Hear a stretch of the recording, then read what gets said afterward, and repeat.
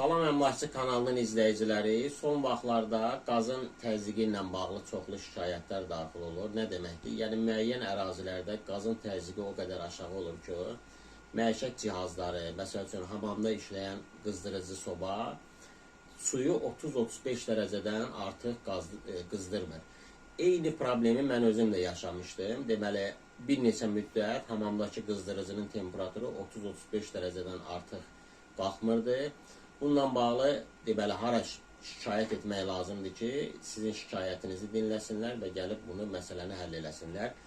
Energetika Nazirliyinin tabeliyində enerji məsələlərinin tənzimləmə agentliyi var. Həmin agentliyə və ya Energetika Nazirliyinin özünə şikayət edəndə müvafiq olaraq yönləndirəcəklər həmin agentliyə. Qısa müddətdə gəlib problemi həll edilər. Məsələ nə yerdədir? Bax, görürsünüz bu ekranda küçədə qaz tənzimləyici məntəqələr olur. Həmin məntəqələrdə qazın təzyiqini gəlib tənzimləmək lazımdır. Və bu sizin haqqınızdır. Azərbaycan Respublikası Nazirlər Kabinetinin 12 may 2011-ci il tarixli 80 nömrəli qərarı ilə təsdiq edilmiş qazdan istifadə qaydalarının 3.1.2-ci yarım bəndinə əsasən qaz paylayıcı istehlakçını qazın alqı-satqı müqaviləsində göstərilən keyfiyyətdə və həcmdə, habelə dövlət standartlarının tələblərinə uyğun qazla təmin etməlidir. Bu tələblərə uyğun qazla təmin olunsaz, həmin qaz cihazları normal işləyəcək.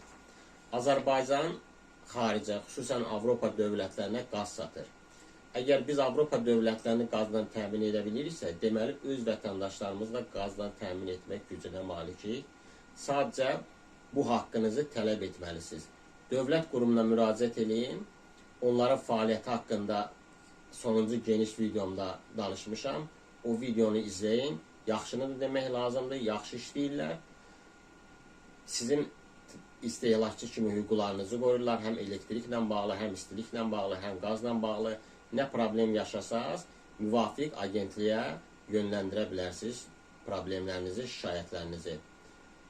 Geniş videonu izləməyi tövsiyə edirəm.